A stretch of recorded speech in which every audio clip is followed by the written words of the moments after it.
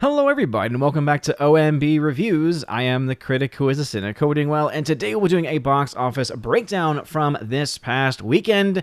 Happy Easter, everybody. That is why this video is coming in later than usual. I was back home in New Orleans visiting some family with the family, and we just got back in a couple hours ago, so I wanted to make sure to get a box office breakdown video out for everybody, as there are some interesting things that happened this weekend, especially in the domestic marketplace, with Fantastic Beasts having the worst performance, the worst opening ever for any film related to the Harry Potter franchise, let alone, of course, the Fantastic Beasts franchise, pretty much putting, at least in my mind, the entire franchise to bed. I don't quite see how they can justify at this point, unless it does insanely well overseas to make up for the losses that it's going to have because of the domestic showing that's at least, at least based on the current domestic showing that's having. And yeah, not looking good for the film in general. But we'll also talk about the massive success of Sonic the Hedgehog 2. As you all know, I was not a fan of the film, but I cannot deny the fact that it is doing quite well. In its second week of release, it's already making some money, in fact. And so we have some projections to make on that film. We also have an update with The Lost City, actually doing better than what many, including myself, would have expected it to do, at least at this late date in its release, because after 4 weeks, it just hasn't really made a whole lot of money. It's starting to leave theaters, but because it having a wider opening rather in the international market, it actually was able to make up some lost ground. But I think it's a little too late for that film to be able to make up enough lost ground to get anywhere close to a break-even point. We also have some other updates as well for new films like Father Stu and the second weekend of Ambulance to make some projections on. So before going any further, please make sure you smash that like button, that fire button if you're watching over on Odyssey, and also make sure that you are subscribed to the channel with that bell notification on. That way you know every time a video or live stream goes live on the channel. So yes, as you can see, I have the white hue going because it is indeed Easter. It's Easter Monday as of the day of this recording. So again, blessed Easter, everybody. Thank y'all for understanding without having videos over the last several days, and I really do appreciate all of the love in the comment section on the post that I made, letting y'all know and updating y'all where things were, and also just for all the new subscribers as well. It's been really cool to see that happen. But let's go ahead and dive into these numbers. Fantastic Beasts: The Secrets of Dumbledore. Fantastic Beasts 3 had a abysmal opening with only $42.1 million. This was originally had the estimate of over $43 million, and with the weekend actuals, it did worse on the Sunday than what they had expected it to. So this film is just not doing well. It is, even though it has, the high numbers and ratings from all of the usual suspects, right? So the Rotten Tomatoes score is so high in the audience ratings. So why is it that the critics are audiences are different? It's because Rotten Tomatoes is a trash website, as also is CinemaScore. As I've always, again, I bring that up almost every single time because Deadline loves to bring up CinemaScore, saying, well, it got a B+ or an A- or whatever from CinemaScore, which again, they don't release their numbers or data for, so that grade is not trustworthy because CinemaScore just says, well, we claim it got a B+ rating and you just have to trust us on this. And I'm like, I don't trust you at all, because I need to know your methodology. I need to know the numbers of people that you've talked to, where they are located, and other breakdowns, because that tells us a lot about the kind of person that's going to give it a higher grade. And that, again, has everything to do with and has the biggest impact on the ratings that are going to be given to films in general. And so just because it's having a high rating from those people does not mean that it is necessarily a well-loved movie, as, again, this opening weekend shows very clearly that it's losing massive amounts of audiences. I mean, the first film opened up to almost $80 million, like a little over $70 million domestically, and then it dropped to around $60 million for the second film, and now it's dropped another $20 million. So this franchise is just bleeding money, and especially when you look to the grand totals of the other two films as well, this is likely to come in at $200 million less than the last film, putting this film in that $400 million range, and that's a best case scenario, at least based on the current numbers, because not only is the international number making up a lot of ground and kind of, I think, giving this film a false perception of it doing okay, because it's such a massive discrepancy, but it's also, I think, kind of going to lead to next weekend's talk, which is, I think, going to be all about how much of a failure this film is and how it's on its way to a financial flop territory. But again, we of course have to wait for the second weekend numbers to come in, because for all we know, it could do incredibly well in the second weekend internationally, so much so that its domestic failures will not mean much of anything at all. But for a Warner Brothers Harry Potter film to be making that kind of money, coming in underneath Uncharted's opening weekend, That is not good at all. And hey, suits them. It suits them for what they did with the Johnny Depp situation. And even though Mads Mikkelsen, I'm sad that he's kind of gotten into the middle of this because he's the guy that replaced Johnny Depp's character as Grindelwald. I do think that it is. Again, I think that this number right here, and I think that the loss of audience shows that, one, people just don't care about this universe at all. People are tired of it. It's clear money grab opportunities, and it's just not working for them. And in addition to that, they say, yeah, you know what? I'm not going to support you after what you've done, and also the way in which you're pushing these characters to the point where it's just nonsense at this point, And I remember after the second film, I looked at my wife and I was like, did you think that movie was as terrible as I did? And she, which I think she is a lot more fair to these universes and to these movies than I am, even she was like, yeah, this film was not very good. In fact, I don't think I could even convince her to go see the third one.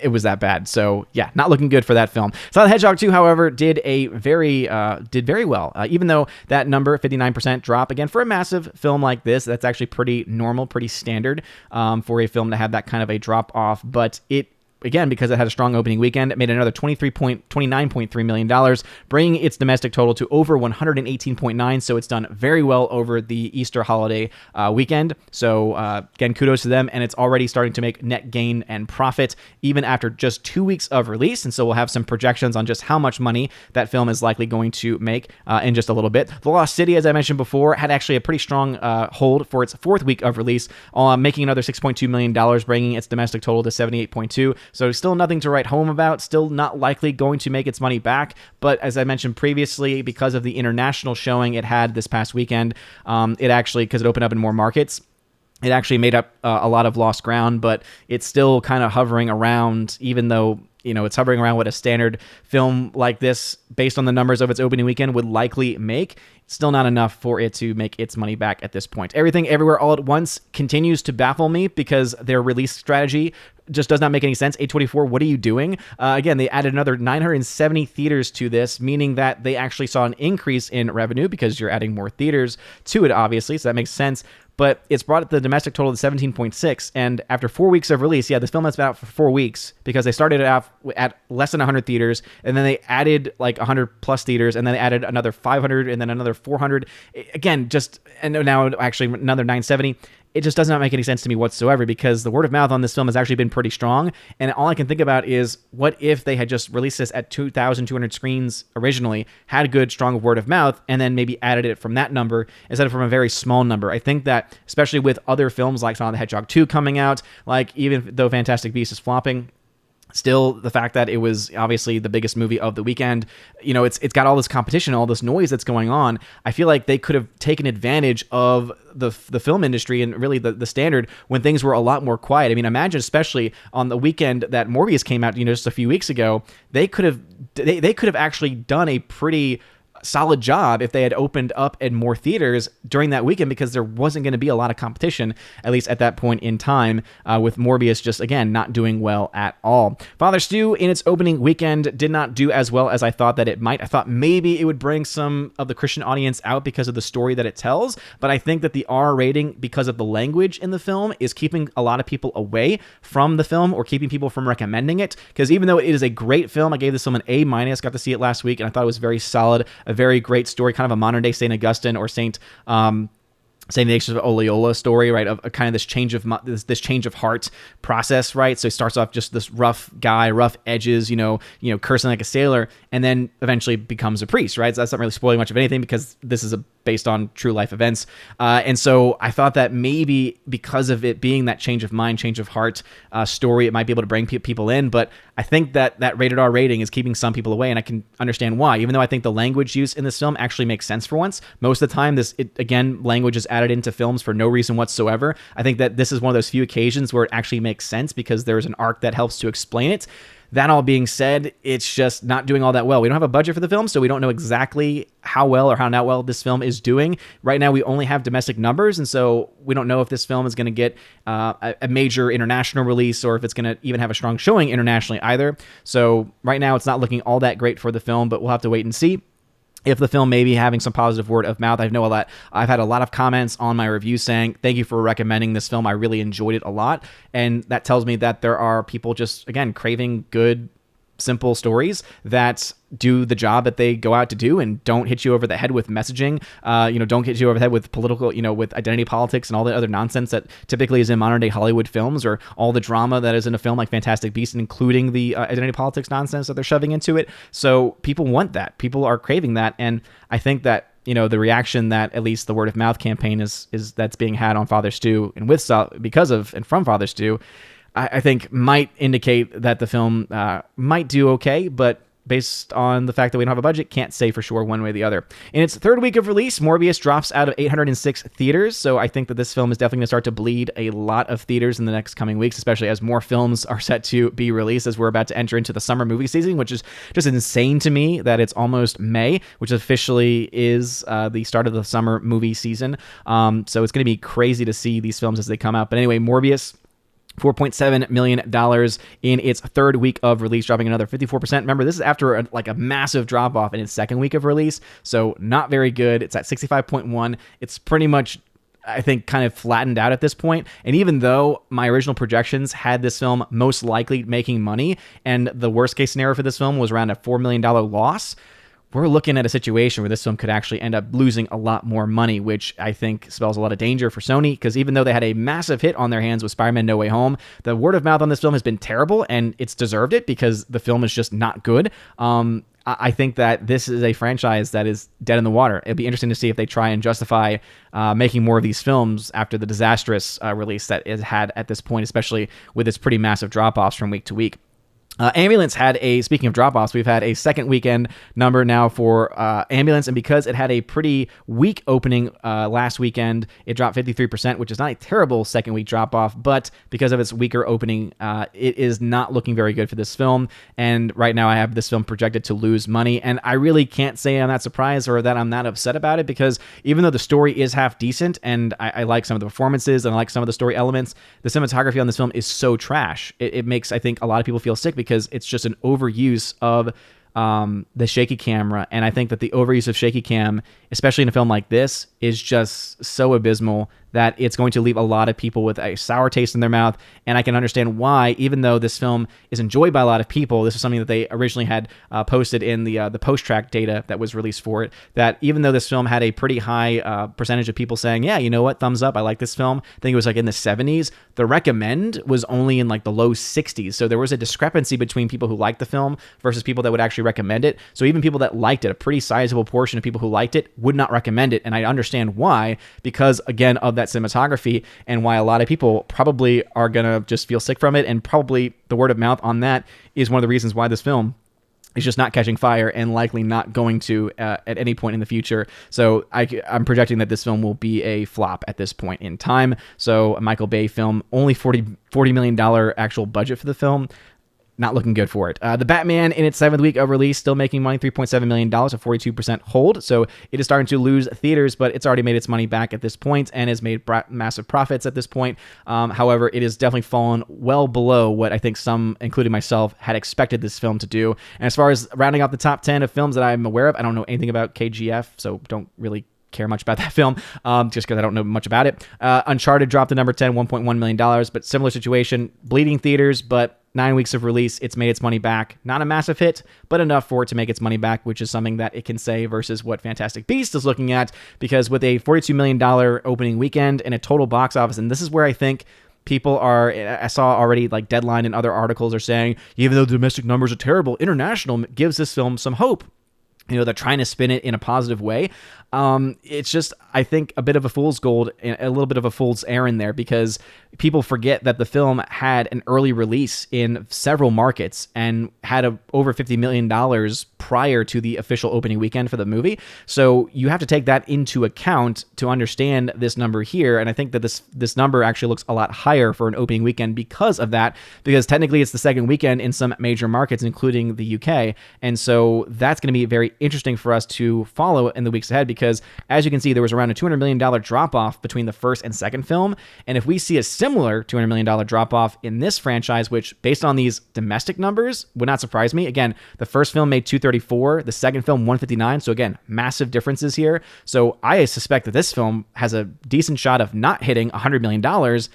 that would mean it would need to make 400 plus million internationally to make its money back. And I just don't see the film doing that, especially when you look at the other international numbers for the other films in the franchise. I mean, even the first film, which was the best performing in the bunch, made $577 million internationally. So again, if it had those numbers, we'd be having a very different discussion. But you look at the drop-off in the second film, even internationally, and it dropped to $491. So it dropped below $500 million. And so, yeah, it's not looking good for the film. And again, I think that they are going to try and say, hey, if it's tracking similar to even the last film, which was not very strong in the domestic market in comparison, hey, we could see ourselves with a situation where the international market could save it. I just don't see that at this point, because I think if you look at just pure percentage-wise, the drop-off and the difference in the drop-off between the movies, I think that this film is pretty much guaranteed to be a flop. And so we won't be able to say that for sure until next weekend. But right now, it's only made 1 times its production budget. It needs to make 2.5 times the budget to break even. And I just don't see that happening for this film. And so we'll be following that to be able to have any idea of the success or failure of this franchise. But it looks like this franchise might finally be dead in the water. And it was kind of dead on arrival when it first came out in comparison to the other films, but people were kind of craving for more Harry Potter films. And when they saw what happens when you put J.K. Rowling as a writer for a movie, you realize, oh, she's just kind of throwing stuff out there and making stuff up and changing her lore as she goes, all to make a quick buck. And I think that for her and for Warner Brothers, you know, despite me supporting her in other ways, because she's been, obviously the attempted cancellation of her over some of the opinions that she's had, I think is stupid. I understand that, again, this franchise, it doesn't make this franchise or the writing of the franchise any good or anything really worth seeing at this point. And so first 2 films were not very good. Second film was complete trash. Here, this film is better, but I don't really care that much about it. I might go see it just because I know that me and John Flinginger are going to want to talk about it on our podcast for the OMB podcast I do for Patreon subscribers to our YouTube people, but I really don't want to. Anyway, Sonic the Hedgehog 2 is doing quite well. At its second week of release, it's got already $231 million worldwide, which is insane. Again, I don't like this film, and I made that very, very clear from the outset, but I will not deny the film is doing very, very well. And because of that, and its break even was a little over $200 million, this film is already making some profit. So kudos to Sonic the Hedgehog 2. We'll talk about how much money it's made and what it's expected to make in just a few minutes. Everything Everywhere All at Once, again, their release schedule makes no sense to me whatsoever, but it's made $18.5 million at this point in time. But because of the budget of the film being, again, not really high, but higher than what it's made so far, and because of the very weird release strategy of this film, hard to see this film making money. Again, I did not make any projections on the movie because I can't work with a film that in its 4th week of release is finally at over 2,000 theaters. If this was its opening day and opening weekend and this was the number, I could work with that. But in its 4th week of release, the way it's been released, who knows how much money this film is actually going to make or if it's going to be able to break even. So I'll be following this number as it continues to go, and I'll let y'all know if it ever hits the break even. But yeah, doesn't make any sense to me whatsoever what they're doing with this movie. Father Stu, as I mentioned, did not do nearly as well as I thought that it would make $7.7 million. No budget for this film, though, so cannot make any projections yet on it. Morbius, as I mentioned previously, is just not doing much of anything, $146.4 million. And even though I thought the film, because of its $75 million production budget, might be able to break even against 2 times the production budget right now, it only needs to do 2.5. I just don't really see that being in the cards at this point because of the massive drop-offs it's seen in all marketplaces. The Lost City, it did see kind of a little bit of a bump internationally, but not much. Again, it's only made $9.7 million internationally, but it did see a little bit of a bump in the number for the movie overall. Still under $100 million, so maybe it ends over $100 million total, but not enough for it to hit that break-even point. The Michael Bay film Ambulance in its second week, again, now has reached $40.5 million, which based off of the budget of $40 million means that this film is just, it's not doing terrible, but even with a low budget, needs to do more than this if it's going to hope to make its money back. And again, the film's shaky cam is terrible. The Batman, $751 million. This film's pretty much stopped making money at this point in time, especially with the HBO Max release either already happening or very close to happening, and then the Blu-ray release not happening not long after that. So again, I think anyone who's wanted to see that film in theaters has already seen it. Similar with Uncharted as well, as this film's also leaving theaters at this point. Might get to 400 million, maybe, but the numbers have been such a massive drop, and it's really kind of, again, law of diminishing returns. And now the fact that it's losing a lot of theaters, even though it's been out for a while at this point, I would say this film's made about as much money as it's going to make at this point. So as you can see from the charts, because we like to do charts here, we love charts. $192.3 million opening weekend for Fantastic Beasts, $7.7 million for Father Stu. We don't have anything for Everything Everywhere All at Once because, again, weird release strategy that I hate. $141 million for Sonic the Hedgehog 2 opening weekend. And the second weekend has now made $231 million, where Ambulance has made $40.5 in its second weekend. So let's go ahead and talk about those projections first off. So first off, starting with Ambulance, because of its $40.5 million second weekend, I'm projecting the film to make somewhere between $57 and $81 million.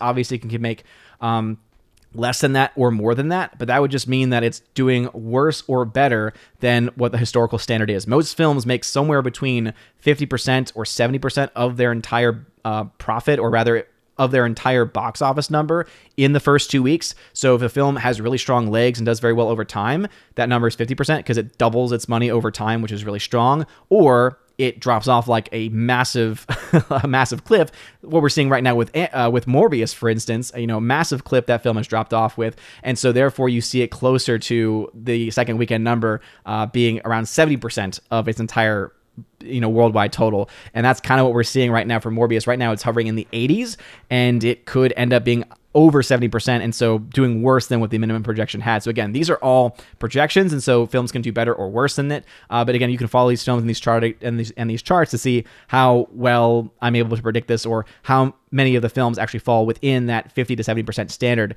that I was able to. Again, when I started doing box office numbers, I noticed that this trend was there with Star Wars films, and then I started to compare this to other big budget films and noticed that there was a similar trend, and compared it even to some smaller budget films, and I noticed that it was very similar in a lot of ways, and so that's why it's been the standard for my own breaking down of these numbers. So when you look at the budget for these films, starting first off with the Ambulance release, $40 million film for that. So the break even is $100 million, whereas Sonic the Hedgehog's $90 million budget means that the film is around $225 million for its break even, and that means that I'm projecting for Sonic $63 million or $142.3 million in net gain profit. So that's after you take out how much they spent on the film, take out the cut that the theaters get in the long run. That's the net gain profit for the film. So very, very strong. In fact, this film is projected to do better than the original film did. Ambulance expected to lose somewhere between $25.2 and $11 million.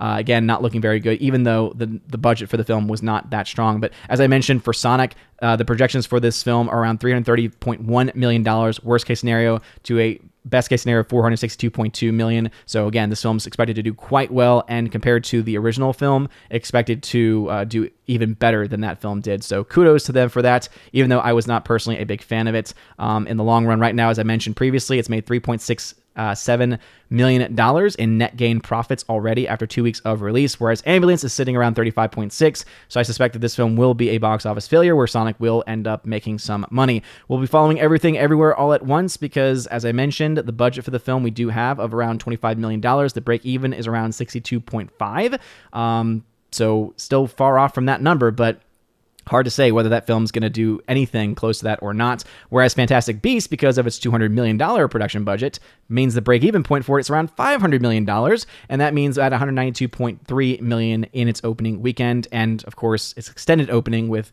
it opening up internationally a week beforehand, means the film is right now at $184.6 million in losses, and I would not be surprised if this film ends up being somewhere between a $50 and $100 million loss, but we won't be able to make those projections until next weekend. Whereas with the Batman, last film I'll talk about, $150.6 million in net gain profit for the film. So guys, you can see the percentage, 62%. So the first 2 weeks made up around 62% of its entire total at this point. And again, that's a pretty average showing for a film. So this film did not exceed expectations by any means whatsoever. The Lost City, as I mentioned previously, was actually close to the 70s, and the international number there, even though the number is expected to still be a financial failure, is actually doing, again, about an average run for a film. Really, the reason why it's at a loss, even though the number and percentage is average, is because the opening weekend was so weak. So because the opening weekend was weaker than what a strong showing of a film would need to be for that kind of a budget, especially, that's the reason why you're seeing a 62% number here versus a $58.2 million loss at this point in time. Ambulance, as I said, is hovering in the 80s. You have films like Cyrano hovering in the 70s. And if you look to man, what was the other film I was talking about? For Morbius, if you look to the numbers for Morbius, as you can see, this film also is Morbius is specifically, sorry, I was saying Ambulance was hovering in the 80s. That one we don't have yet because it's only been out for 2 weeks, which is why these two are 100%, because obviously 2-week numbers, 2-week act, it's going to be 100%. Anyway, Morbius, though, is at 86.2%. Not good at all. Again, I was projecting this film to be able to break even at least.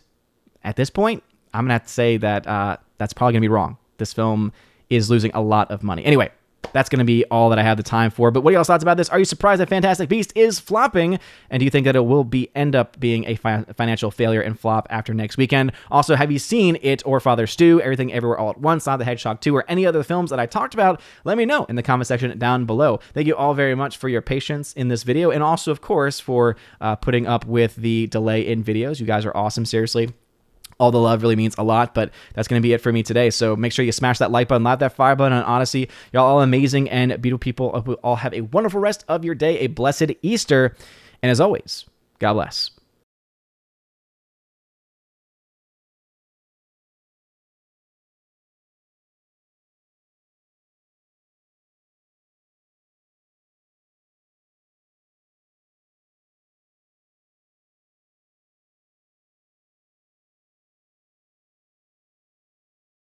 And now for a huge shout out to all of my April Patreon, Subscribe Star, and Locals members. Starting off with Patreon with Animation Commentator, Brandon, let's go Brandon, Brian P., Christopher Bowman, Father Christopher Miller, Hail to you, Father, Father Damian Cook, Garrett Searles, Harold Francis, Hymir Ari Hymeson, Inflamed Wood, Jacob from Holland, Jeff Toon, Joe Horn, Jonathan Carney, Gomer Kyle 79, Laura, the Modern Major General Story, Mike Jackson, Mad Mitch Dunaway, Mondo Spieler, Mr. Peabody, On to June, Orange Hat Reviews, Priscilla Hall, Rosella Allen, Stan Andrian, Miss Martin Muses, Theodore Bendon, Tina Bojan, and Tina B., the Empress of the Universe. Thank you very much for supporting me over on Patreon. And also to my Subscribe Star peeps, Matt317, Storm Tracker, The R, Fast Reaction, Nosferatu Gatsu, Stand 4, John B., Mr. Roy, Glinzer, J. Alice McCarthy Jr., Dean Heiss, J-Rod the Beer Guru, and ZK Man. And also a huge shout out to my Locals members, starting off with Kara Tharp, K Tharp 56. Also, UAB, Mad Dog, Mike Jackson, Robert Barnes, and also a huge support as well to Brett D90. Thank you very much for supporting me over on Locals. Thank you again to everyone for supporting the channel. Please, if you want your name shouted out at the end of every live stream and video, go ahead and check out the top link at the video description. It is my Willow link, as I like to describe it, and it brings you to a link tree where you get access to all of these different locations, as well as all of the various social media platforms that you can follow me on. If you join at the Citizen of Asgard level, you get your name shouted out at the end of every single live stream and video. Army of Asgard level gets you that, plus you get access to a giveaways channel that I have on Discord. If you ever don't have access to that giveaways channel, please contact me. I do send out the link to the Discord and with the instructions on it at the beginning of every single month. But if you don't have access to that giveaways channel where I'm giving away 4Ks and Blu-rays and all that kind of stuff, as much as I possibly can give away is available there. Please just reach out to me and I will gladly walk you through the process to make sure you get access to that giveaways channel. And again, that is, Army of Asgard level, whether you be on Patreon, Subscribe Star, or on Locals. Also, if you are the Keeper of the Bifrost level, you get access to all of that. Plus, you get access to a podcast that I do with John the Flick Pick Flickinger. We try and do it once or twice a month. I think we're going to try and do it twice this month to make up for some miscommunication that we had last month. So be on the lookout for that, and look out for those podcast Q&A posts that are always available on the Patreon main page, the Subscribe Star main page, on the YouTube side of things as well. The YouTube community tab, you'll always find the podcast Q&A there, and also on the Locals page as well. And if you join at the Chosen of Valhalla level, the highest of the levels, you get access to all of that. Plus, if it's your first month, you get a free t-shirt, any t-shirt you want from my Teespring, my TeePublic, whichever one you want to get it from.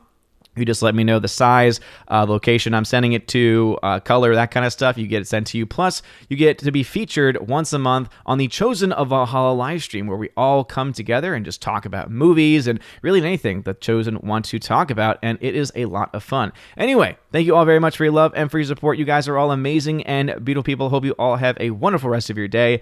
And as always, God bless.